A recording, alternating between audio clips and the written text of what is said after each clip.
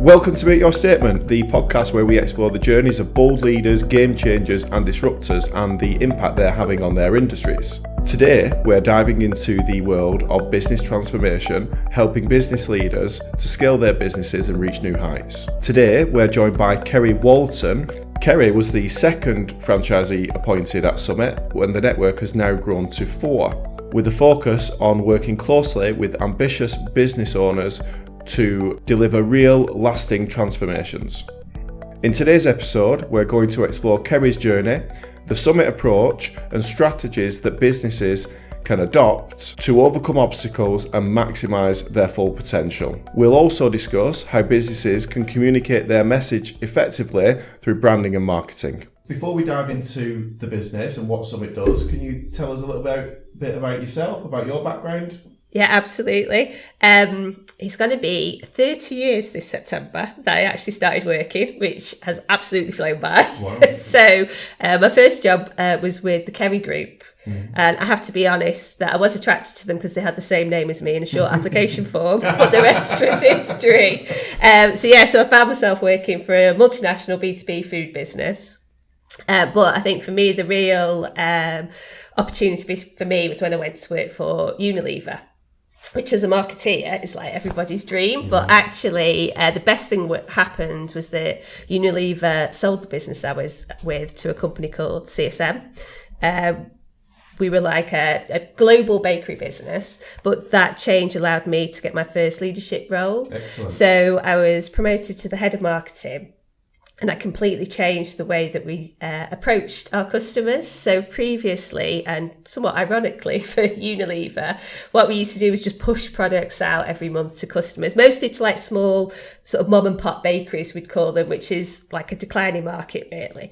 And it just didn't feel like the right thing to be doing. So when I was put in charge, I took the opportunity to bring in consumer data so that we knew what our customers wanted to buy so that we could help them to grow, but also repositioned the team so that we're more closely aligned with the key accounts. As a result of that, I spotted an area where we were massively underperforming in the marketplace. So, you know, the fresh baked cookies you get when you go into supermarkets in the bags, you know, they were quite a new thing back in the day, like in the early 2000s. And we only had sort of one product that we sold to Safeway, if you can remember them. I do remember Safeway. Yeah, showing your age. Showing my age. Yeah, so we had one product that had Smarties in it, not massively branded. It was very much a with Smarties kind of whisper. But I managed the relationship with Nestle. And I was at one of their meetings and I thought, we buy more Smarties than they sell at Christmas, you know, in the tubes. Yeah. So I was like, there could be onto something here. So that then spawned into this idea that if we were to do fully branded bags that you could put on the gondola end, really stop consumers in the you know, aisles, as it were, that'd be a really good opportunity. So Nestle loved it. My bosses kind of came around to the idea of it, but the senior management were like, no, we don't do consumer branding. We don't do this type of thing. But because I was in a workplace where, even though I was a middle manager, I felt like I had empowered to come forward with ideas. I put together like a bottom-up business plan. The sales director, the MD fully supported it and they really fought for it. And as a consequence, the parent company agreed that we could launch. As a result of doing that, we went from being a bit player to being the category captain in fresh baked cookies, which is quite a big deal for those that don't know. So what you're saying, Kerrie, is it's your fault that every time I go and ask her, I've got to walk out with 4 bags of cookies. Absolutely, I'm sorry. Yeah, hold my hands up for that. Yeah. But the licensed cookie bit, which again hadn't been done before, when I left the business, that was worth £12 million per annum. Wow. So, you know, from something that we had very little to £12 million business was fabulous. Amazing. And that kind of came because you just join the dots between the data sources. And like I say, being in a place where someone allows you that freedom to actually come forward with the idea. Sure.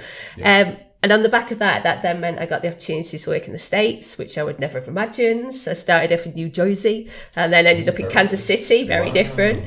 And then worked my way back to the UK, running a global project across North America and Europe, which was worth 330 million euros. So I know about growth. But from there, I just took the opportunity to try some different things. So I have worked for all multinationals, so that wasn't necessarily planned, but of different sizes. So after CSM, which was like nearly over 2 billion. I worked my way down sort of smaller businesses just because I like the agility that businesses can have. So I worked for a couple in sort of 30, 40 million zone, and even for an e-commerce business, beauty brand, because when I did my marketing diploma, we didn't have the internet. So I hadn't learnt that back in the day, but I thought I really wanted to sharpen my digital marketing skills. So I joined a beauty business all online and helped grow that from 1.5 million to just over 3 million in a year. So I'd say the thing that throughout all of my career, the thing that I take from that is that, if you have identify profitable growth strategies, find innovation, and have high performing teams around you, there's always opportunities to grow. And that's one of the things that kind of attracted me to Summit. Well, it's almost a perfect fit, given your background. Absolutely. And Summit's aim and mission, it's like a perfect fit, 2 peas in a pod almost. Well, that's it. And you mentioned that very sort of exclusive in terms of the franchisees they bring on board. They are, we are keen to grow and spread the Summit mission, because we really believe that we can change the way the world does business by putting people first. But we want to do that with leaders that have actually walked the walk. So someone who can demonstrate that they've got a wealth of real world experience that they can bring to people, because we've made mistakes and we want to make sure we help our clients avoid those, but we also want to help guide people down the right path. And that's kind of what I can bring from all that experience I've had over the last 30 years. Fantastic. So Kerrie, Summit isn't just another consultancy. Let's break down how your approach differs to traditional approaches within your sector. Yes. And I think having spent so long in the corporate world, the word consultancy can sometimes make me feel a bit kind of ick, because it's like you can have the good, the bad and the ugly.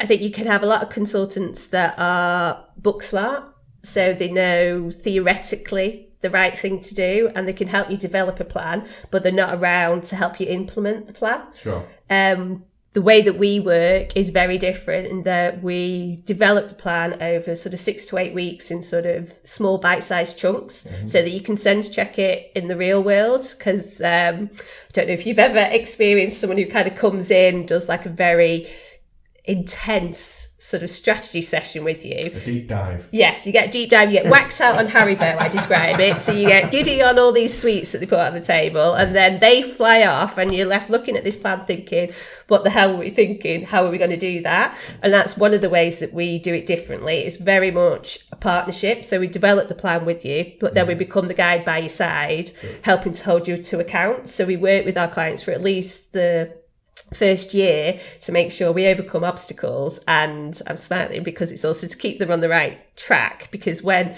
you actually success is almost the biggest derailer, because as things start to go well, you think you can take your foot off the gas in terms of the strategic actions, but that's why people get this ebb and flow of success, whereas we want to continually get a step change. Sure. But I'd say the biggest difference is the type of consultant that would wind me up the most would be the ones that come in with a predefined solution. So they'd not asked me a question yet, or not just me, but the rest of the board of directors. They hadn't really asked anything about us, our business, our customers, our clients. They just come in with sometimes a sense of superiority and tell us, right, you need to be doing that. And often we'll have already assessed something and dismissed it for not being something that was viable. Whereas our approach at Summit is, we know you've got all the answers. We just have to ask the right questions. And I think we are massive believers in active listening.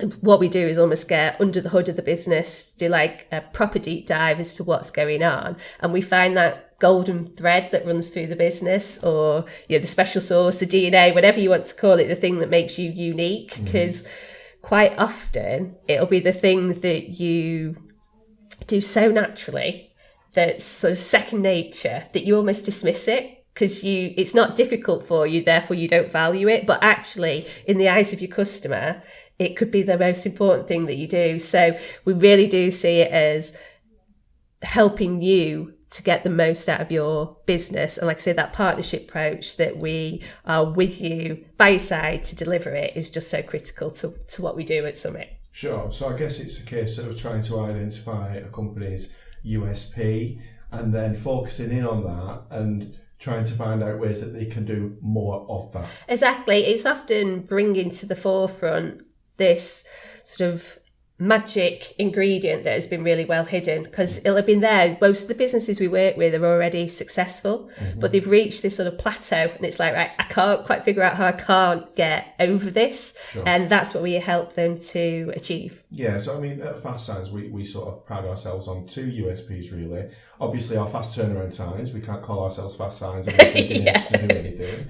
But also our consultative service. So, Yes. we will speak to a customer. We will find out what their goal is and what they're trying to achieve, and, whether or not they've already got an idea in mind, whether or not that would be the right idea to achieve their goal, and whether or not it will be the right solution to the problem that they have. Yeah, that's exactly it. Because like you say, they know what they need, but you know the best way to do it. So, and there's certainly when I was as a marketing director, the way I would respond to my clients was exactly that way. So it's about understanding, I'm not the expert in producing signs, but how can we work together to get the best out of it? And that's exactly how we work with our clients. It's, they're the experts in the field, but we have this ability, as you've seen through the backstory, that you can, we can join the dots, put things together in a way that maybe you hadn't realised, that just amplifies and accelerates your success. Excellent, brilliant. So the Summit approach is all about transformation rather than incremental growth. Why is that so important? Well, a couple of things really. So we do have there's a business support group that we run called YAB. So we're also big about community. And almost like a networking group. Sorry. Almost like a networking Yeah, group. it is. It's like a networking, but so much more. It's almost support and community versus just networking. But that's all about helping particularly smaller businesses find incremental growth, both personally, professionally, and financially. And for a lot of businesses, that small incremental gains are good, but as I mentioned, a lot of the people that then look to work with us on the strategic side with Summit and Success GPS, our sort of flagship program, they've been successful, but it's like, how do I go from 1 million to 2 or 2 to 5, 5 to 10? And they kind of need help to create a transformation in the business. Yeah. But I'm always a bit wary of using the word transformation, because some people think when they hear that we're going to come in and say, right, you're doing everything wrong. You need to do something completely different, and we're going to go in this direction now. It's not that kind of transformation. It's much more an evolution of what you do well. And like I said, sort of an amplification of that.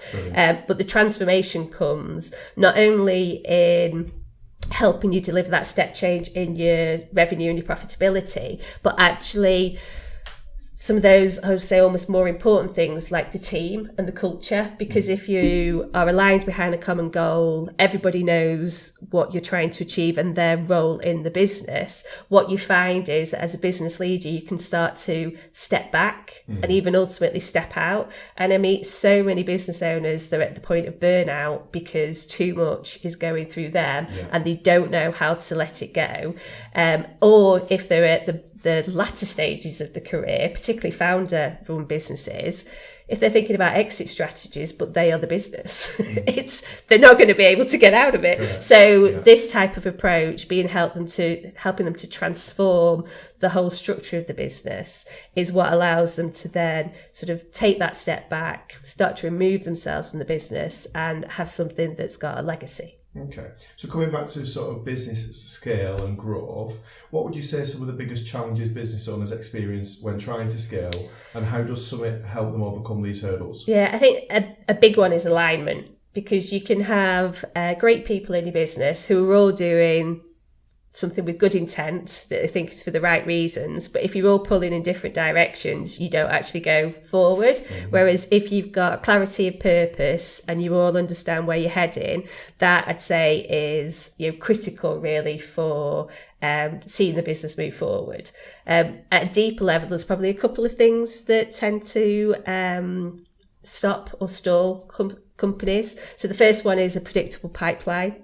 So knowing that you've got the right customers coming to you that you can service effectively is point one that we often look at. And then once you've got that pipeline, how do you scale your business to be able to deliver the quality of service that you want as you grow? So we kind of look at what comes in, but also how you make sure that you keep your... And how you're servicing it properly. Yeah, exactly. Your customers happy as you go. Excellent, brilliant. So now will probably be a good time to talk a little bit about ourselves. FASTSIGNS are a full-service bespoke signage manufacturer. We design, manufacture and install anything signage, whether that be vehicle livery, internal office decor, permanent building signs, anything you guys can put logos and branding onto, we can manufacture and supply for you. So if you guys have any requirements like that, you can find us at fastsigns.com/AA7. You can contact us on 0161 848 2410. Or you can reach out to myself or any of the members of our team via LinkedIn.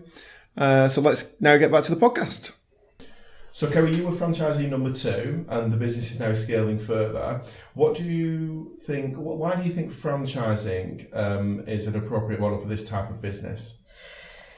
Well, you're a franchisee, right? So you know there's some benefits. So certainly, I say every day that running your own business can be very difficult. That's kind of why my job exists. And whilst I hadn't anticipated buying a franchise myself, but I can see now the benefit of it, because you get that freedom and flexibility of being your own boss, whilst at the same time you have this proven methodology that's been tried and tested with hundreds of businesses that you can take out to people. And also, we're a very people-centric business. So the people, the team at the head office, they've all got my back. That if you've got any question, they'll do whatever they can to help you. So that ethos from the centre kind of spills out in the work that we do to our clients. Yeah. Also, because of the nature of the franchise setup that we have, and the fact that everyone has to have had significant real world experience,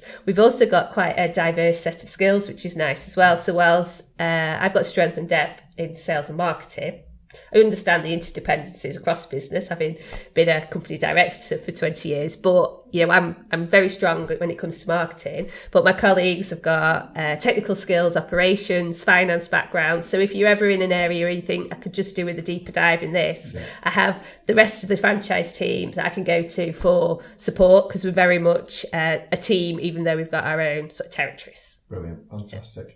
And can you talk to us about a standout success story? Yeah, there's so many, which is lovely. I suppose it depends as well on your criteria. So a couple of the first customers I worked with, so I've been doing this now sort of 18 months. And in my first group, there were a couple of startup businesses I was working with who have absolutely smashed their 12 months targets in less than 6. So that is really satisfying to see that. A slightly bigger business that we've worked with this year was a catering company, a couple of million, literally had his finger in too many pies. It was the point of burnout. We've helped him to establish what's the main thing and make the main thing your main thing. And for him, it's weddings. Obviously a very lucrative market, but something he absolutely excels in. And as he came into January this year, he would, in a typical year, have about 4 weddings booked for the year ahead, and he had 27. Wow. So I think he's easily going to deliver the revenue that he had when he was doing all of his multiple income streams, but he's going to be more profitable. He's got a much more streamlined business. He's got a team that he absolutely loves, who he knows have got his back, and he looks about 10 years younger.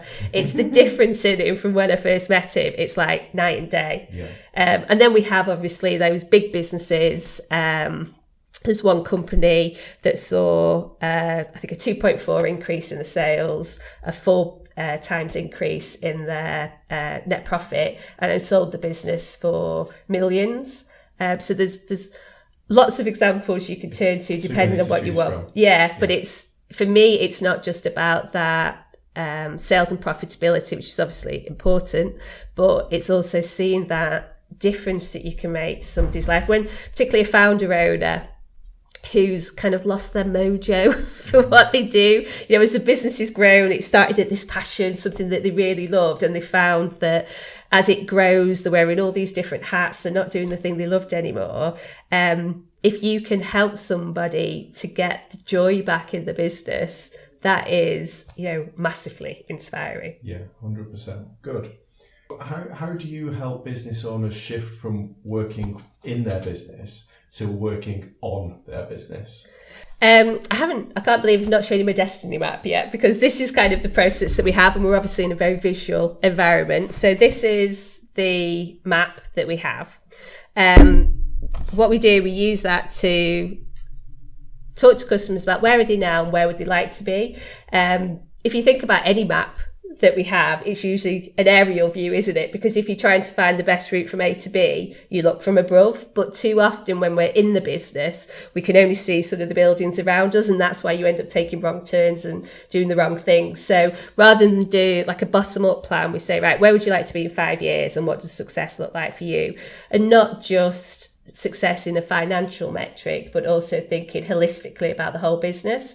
We then have sort of 10 lenses that we look at your business through, and from that we're able to create focus, direction, and a clear plan, not only of where you want to get to in 5 years, but what you need to do in the next 12 months. And we actually break it down into 90-day chunks for people, right the way down to, right, what we're going to do this month, what we're going to measure on a weekly basis to make sure that we're on the right path, because there's a lot of actions you need to do upstream, if you like, before you start seeing revenue. And we like to think about what are those actions and measures that you can share with your team, because if you have a plan and you're tracking your progress and you're seeing success, that's what makes you feel fulfilled in your work. And if your team are fulfilled and motivated, that's going to give you that momentum to keep driving forward. One question on this subject then. What would you say is one practical strategy that a business owner could adopt today to start to foster a more aligned and motivated team? Obviously, they could talk to me, but aside from that, I'm easy to talk to, as you've discovered. But I would say think of your targets. So, like I say, talk about a plan. A plan can be very vast, but even if you pull it down to what are the things that you're working to as a business, not only over the next year, but maybe think a little bit further afield so that people could start making some good decisions now for the future. And don't just think about revenue and profit, although they are obviously important, particularly if you have shareholders to report to.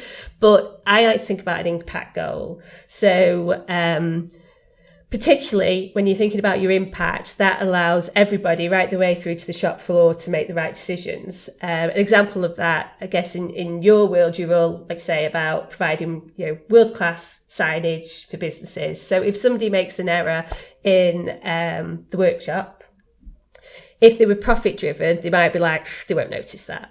Whereas if you're about customer excellence and world-class service, you're not going to be satisfied with that, you'll do it again. So that's why I like an impact goal as well, because it allows everybody to understand what role they play in the overall business and how they can take it forward.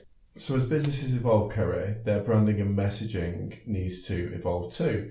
Why is branding, messaging, whether that be digital or more traditional methods of marketing and branding, so important when a business is going through any period of transformation? Yeah.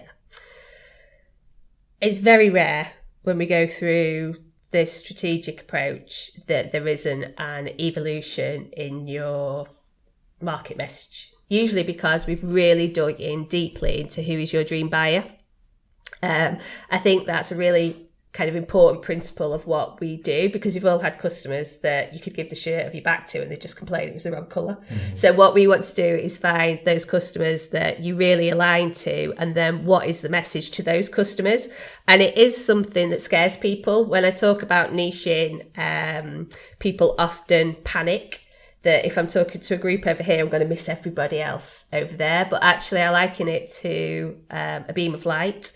So if you think you've all been on holiday and seen those laser beams shooting off into the distance, and it's probably for some dodgy nightclub that I'd have no interest in, but I will go and suss it out and find out what it is. Yeah. And then someone may ask me later, do I know where there's a dance club? I'm like, yeah, I'm just down the road here. Mm-hmm. However, I might rock up and discover that Clint Boone's doing a DJ set there, and I'll be like, yes, this is my cup of tea. I found my tribe. Yeah. So I think, being laser focused allows people to find you, whereas if you're a very diffused ray of light and your message is too broad, it just gets lost in the light pollution around it. So coming back to the branding question, as a result of us doing that, we'll always have a refined sort of marketing statement that we think people should have. And I'm a massive believer in making sure that every touch point you have with your customer reinforces that. So whether that be, like you say, your social media, websites, if you do have brochures, traditional collateral and things like that, that's really important.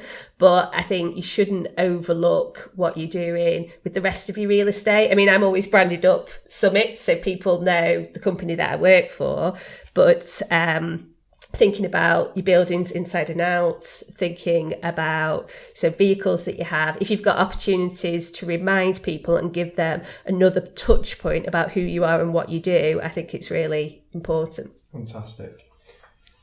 And what role has visual communications, whether that be signage or otherwise, played with businesses and clients that you've worked with? Well, I'll actually use one of my own examples. After being in food for quite a long time, I thought I'd go into a different industry. So I went to work with Simon Jersey, who do corporate clothing. Now, they've developed some of the most iconic uniforms. They do a lot of front of house uniforms, but they've developed some of the most iconic uniforms in the world. You know, like the Emirates Airlines, you have the hat and the veil. That was, someone from Accrington Stanley.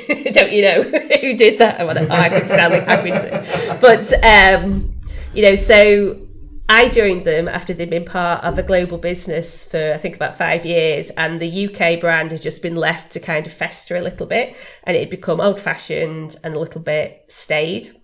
So myself and the team came in and we thought, right, we need to reinvigorate this brand and make it feel more relatable to the age we were in. So part of that was updating the clothing that we offered with things a bit more fashionable, but a huge part of it was actually just our visual identity.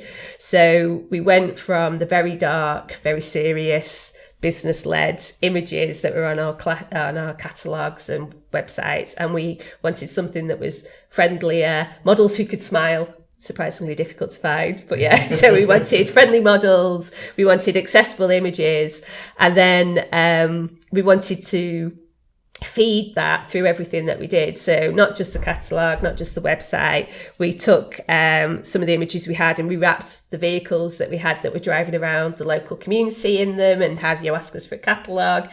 And then also we did changes to the internal signage as well. And I think because it was, you couldn't avoid the fact that we had this fresh new approach, you could see that internally all of the departments were starting to get a bit more excited, getting the pride back in the Simon Jersey brand. And I think that's the role that your visual identity can play, because it's not just about, I think sometimes people can think of it too functionally, that it's about what you do and where to find you. But actually, if you do it well, it can convey so much more about your brand values and your brand personality. Brilliant. So you've not personally worked with FASTSIGNS before, Kerrie, but how do you think our businesses may be able to use our services to help them convey their message and their goals better? I think, as you said earlier, you don't just do what somebody asks. Whenever we're talking to people about their marketing plans, if they say, I want some social media, we don't go, right, yeah, we'll go and do some for you. It's like, well, but why do you want it? And what do you want to achieve? And how do you want to, what kind of response do you want to trigger? And I think, that's one of the things, having worked with you even just on this podcast, the communication, the preparation has made me realise, this isn't just a rock up and we'll just see what happens type of company. Mm-hmm. So I think, being able to talk to people about what is it that you want to get out of your branding is really important. And before I came, I was thinking, I think it's really important that people use their internal spaces to promote what the company's about. And that was one of the things I was going to mention. I'd seen, obviously, through your website that you've done the work with St. Pierre, who, obviously, bakery company in the world I've come from, and I know some of the people that work there. And I really like the way that you've taken their repositioning for that extraordinary sort of bakery goods and brought that into the business so that as customers arrive, you kind of get that reinforcement. And even when you're washing your hands in the bathroom, you get that, mirror on the wall sort of thing. It's the most extraordinary of the world. So I like that it reinforces the message in fun ways. But then as I've come into your building today, you already know I've been a bit sad and taken some photographs, haven't I, of your own signage. You're not the first thing you want with the last. I know just from walking around here and seeing sort of the things you're communicating to your own team that you are a business that really respects the people that are working with you and therefore will really respect their customers. So for me, I'd have absolutely no qualms in recommending you to a client because I think we share those same values. And, some signage on the wall that's done that. People don't appreciate the power of these things, do they? Absolutely, you're right. So if a business is planning to scale or to reposition themselves, what would you say one branding mistake they should avoid is? AI. I think. Short answer. Thanks for that. That's it. We know when AI is used well as a shortcut, it can be helpful. But I would just be wary of relying on it to develop a brand identity because you can end up with something that's a little bit meh. But I'd say the other thing would be don't look at your competitors because you're not.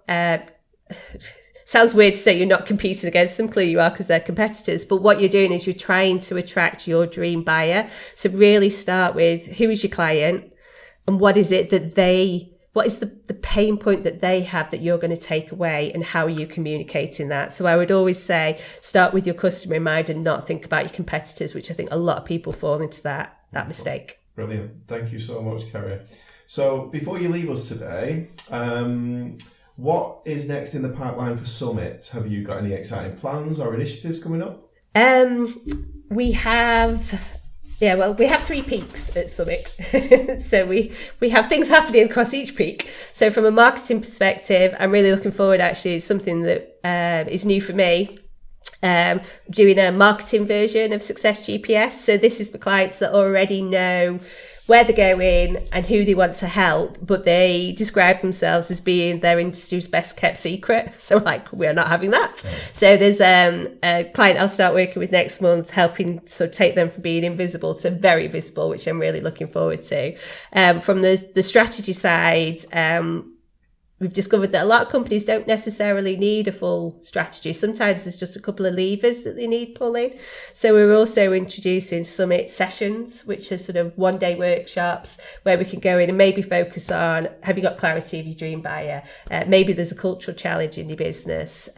Is your offer not quite as clear as you'd like it to be? So there's a few of those things that we're doing.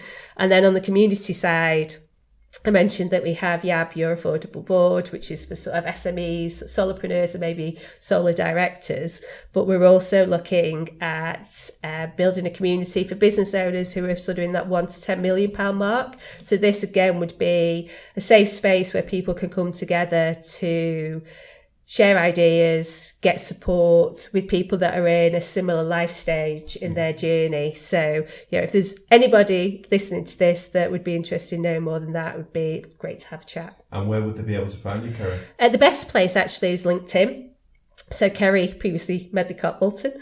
That's the best way to reach me. They can book a call with me, message me. And like I say, the first sort of way to work with me is super easy. We offer sort of free discovery calls, business mappings we call it, where we get to sort of start going under the bonnet a little bit to see, what are your challenges, where do you want to be, what's holding you back, and from that we can kind of figure out what's the best route forward. We do obviously have the company website as well, but I'd say LinkedIn is always the best place to reach me. Fantastic, brilliant. If you've enjoyed today's episode of Make Your Statement, you can find our full catalogue of episodes on your usual channels, and we look forward to seeing you next time for the next Make Your Statement podcast.